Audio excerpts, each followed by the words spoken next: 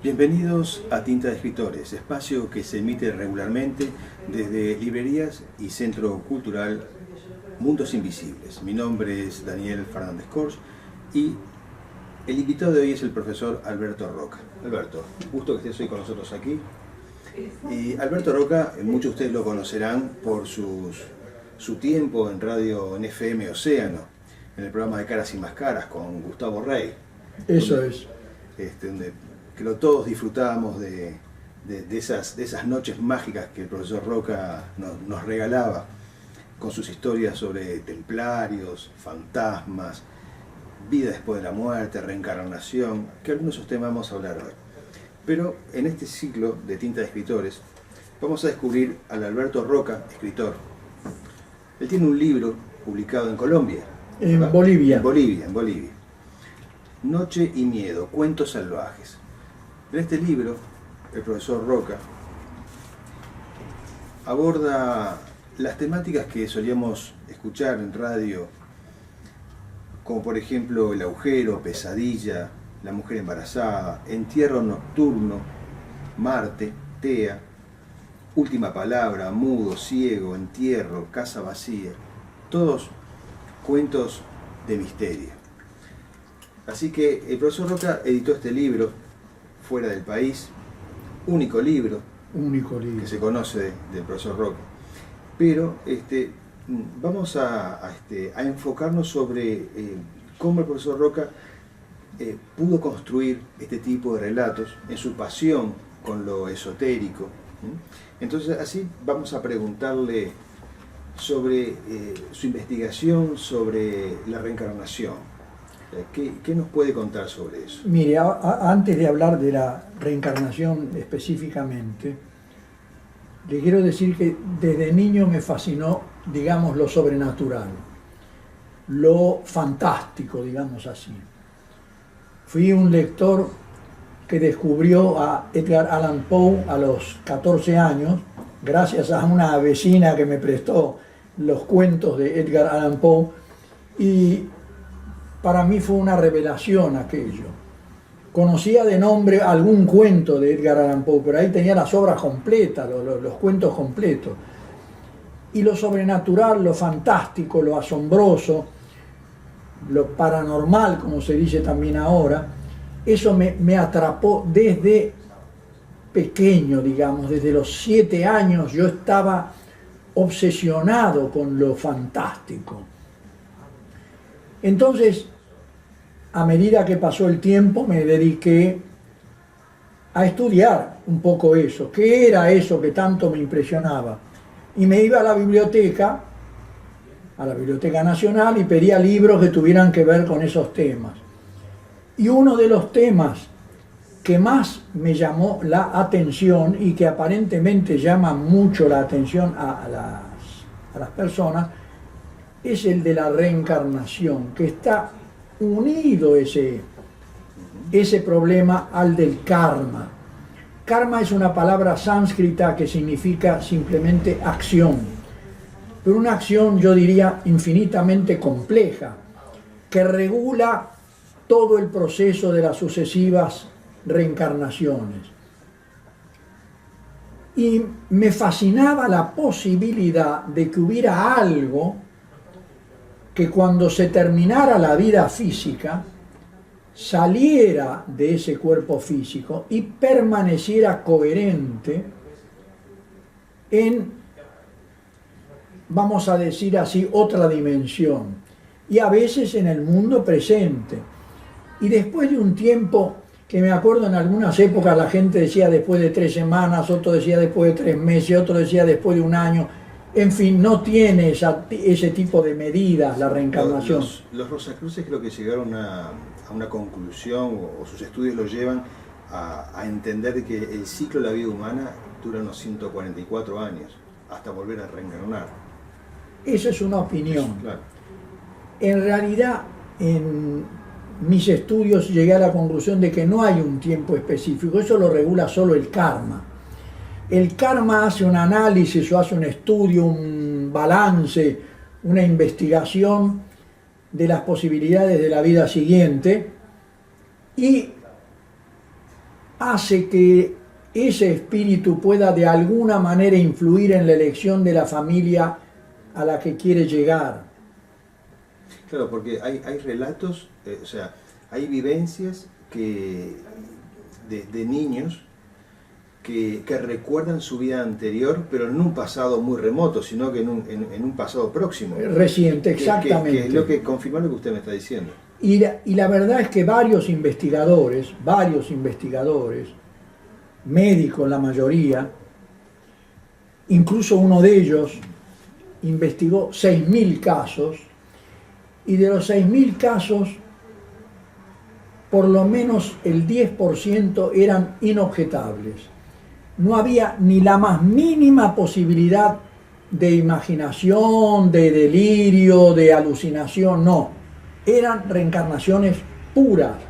Era realmente el proceso reencarnacionista perfecto. Y Stevenson se llamaba, casualmente, y llegó a una serie de conclusiones con sus ayudantes, con sus discípulos. Y eso me hizo pensar que, aparte de ese caso de este hombre, por los otros casos, por una doctora y por varios otros investigadores, como Raymond Moody o como este hombre que publicó una cantidad de libros sobre... Weiss. ¿Cómo? Weiss. Weiss, ahí está Weiss. Weiss, anglificando la palabra, en realidad es Weiss, ¿no? Pero no importa. Weiss, demostraron que era posible lo que yo denomino el proceso de la reencarnación. O sea que volvemos después de cierto tiempo X, generado por el karma, volvemos en otro cuerpo. Hay que pasar una serie de pruebas en el mundo espiritual. Esas pruebas tienen que ver con la familia que se elija, la raza, el continente, el tiempo,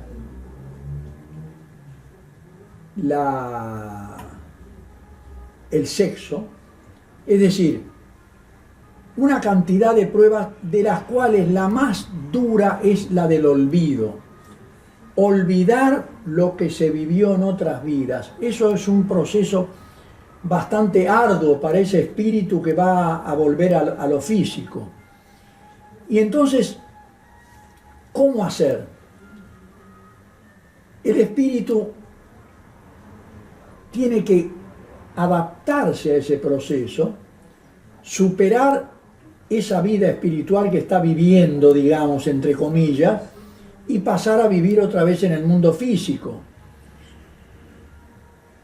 Pero quedan grietas, porque el karma no es un aparato de relojería, ni es un aparato electrónico, no es cuestión de apretar botones y que surjan las soluciones. Hay fisuras, por ejemplo, en los sueños, se puede soñar con algo reiteradamente o con varios tipos de sueños y que los investigadores, por ejemplo, un psiquiatra o un psicólogo le dice, mire, lo que usted está soñando, sus pesares, no tienen nada que ver con la vida presente.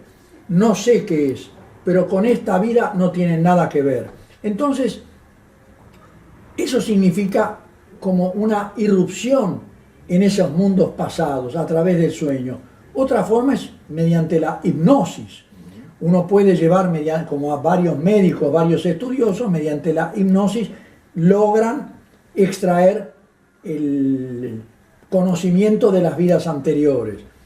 Otro proceso es lo que uso yo, es la alta concentración.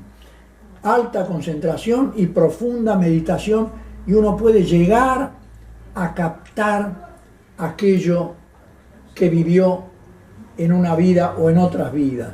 No, pues la ciencia puede estudiar la vida orgánica de todos. Exactamente. Pero lo que estamos hablando nosotros sobre vidas pasadas, creo que está en una dimensión, o se debe entender con una lógica que no es la nuestra. No es la nuestra. O sea, que está totalmente fuera. Entramos en otro territorio, ¿verdad? Sí. Esa es la cosa. Otras variables de la existencia. Penetramos en una serie de leyes que no pertenecen a las leyes habituales del mundo natural. Y entonces, al penetrar en ese otro mundo, al poder captar, digamos, aunque sea atisbo de ese otro mundo, podemos advertir que estamos en presencia de una espiritualidad mucho más profunda. Es decir, existe una interrelación asombrosa o decisiva, si queremos llamarle así, entre el mundo físico y el mundo espiritual. Ese mundo físico permite que el mundo espiritual esté de alguna manera comprometido con esa existencia. Lo anímico tiene que ver con los sentimientos y las sensaciones, ¿verdad? Con todo lo que es lo sentimental y lo sensorial. Pero el espíritu está vinculado al yo, a lo más íntimo, a lo irreductible, a lo que no muere, a lo inmortal, a la eternidad, digamos, si se puede hablar así. Y ese espíritu hace que la persona pueda ir superando sucesivas vidas. O sea que no podemos hablar de muerte como una tragedia, sino como el final de una etapa, porque la vida es una continuidad. Una continuidad. Y además otra cosa, Señor, el problema es que mucha gente piensa que las reencarnaciones son como pruebas de castigo y premio. Si yo fui un mal hombre, en la próxima encarnación voy a ser un perseguido, voy a ser un hombre acosado por mis maldades anteriores o de mi vida anterior. Y yo les pongo un ejemplo que es para mí bastante, digamos, razonable. Supongamos un tirano que mandó asesinar, que mandó matar a mucha gente, o que hizo matar a mucha gente en una guerra, en un conflicto, lo que sea, pero era un hombre malvado, despiadado.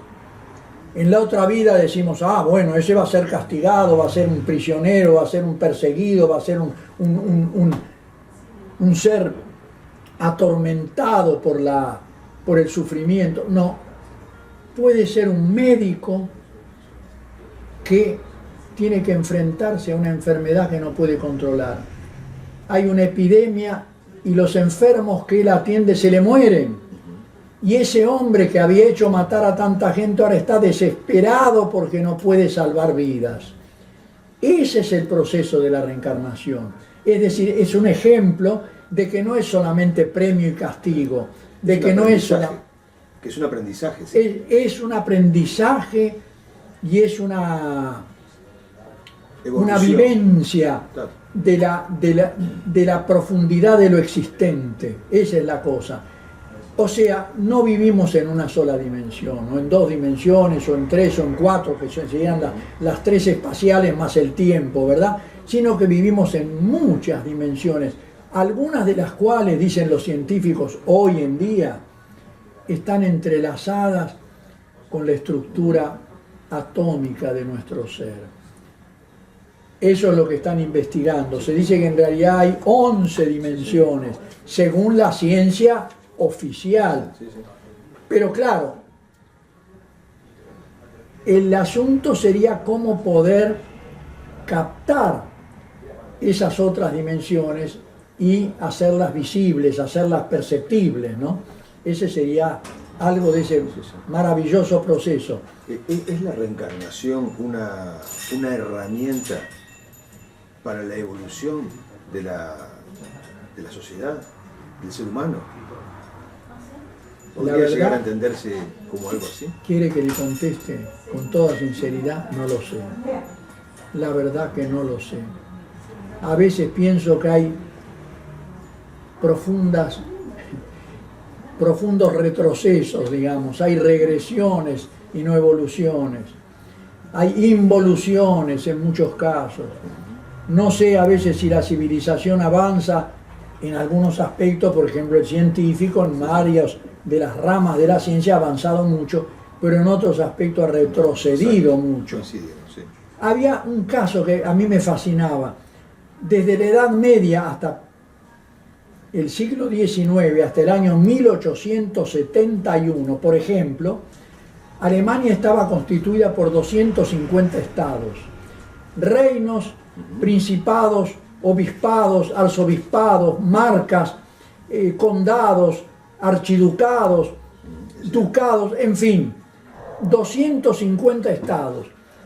Dentro de esos 250 estados, ya desde la Edad Media en adelante, aparecieron los más grandes poetas alemanes, los más grandes filósofos, los más grandes ensayistas, los grandes estudiosos de la filosofía, en fin, un mundo de la cultura, pintores también, todo el romanticismo alemán fue la base de la existencia de la humanidad posterior, porque el romanticismo alemán generó todas corrientes espirituales profundas que enriquecieron la perspectiva humana, ¿verdad?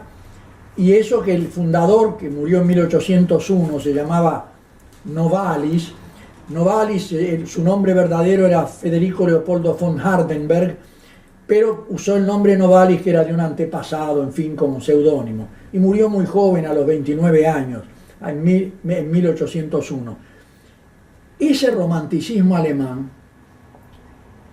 generó una cantidad de corrientes positivas en América y en toda Europa, creo que hasta en Asia. Y recién en 1871 se funda el Imperio Alemán. Federico Guillermo I, emperador de Alemania, ¿y sabe dónde lo coronaron? En la sala de los espejos del Palacio de Versalles, después que los prusianos derrotaron a los franceses en la guerra llamada del 70, una guerra que duró aproximadamente un poco más de 6 meses.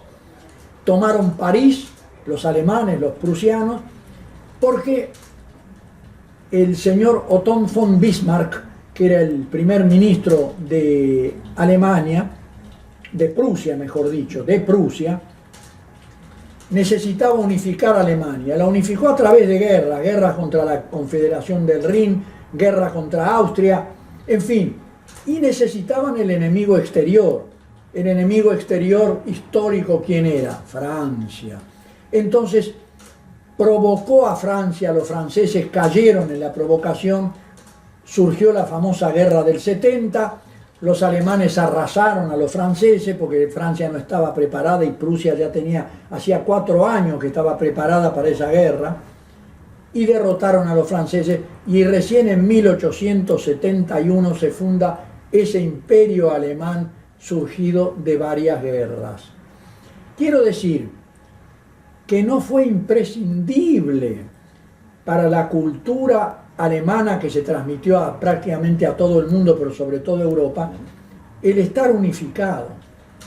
No era imprescindible. Cuando eran pequeños países, ahí nació Goethe, ahí nació Kant, ahí nació Schiller, ahí nacieron los grandes poetas como Ludwig Beck, en fin, los amigos de Novalis, los amigos de Goethe, los amigos de la filosofía, y no necesitaron ser países enormes, llenos de gente, con grandes universidades, no, pequeños pueblos. Goethe nació en Frankfurt, que era una pequeña ciudad rodeada de un territorio donde se cultivaba la tierra para tener algo que comer. Es decir... Sí. Roca, ¿por qué estamos hablando de esto? Porque todo ese conocimiento que tiene el profesor lo refleja en sus cuentos, como por ejemplo Las tinieblas, El final, Acontecimientos y fenómenos de la noche. Si uno lee estos cuentos, además de ver el profundo trazo poético que también él tiene, logra introducir todos estos conocimientos a estos cuentos que son realmente deliciosos de leer, por decirlo así de alguna manera.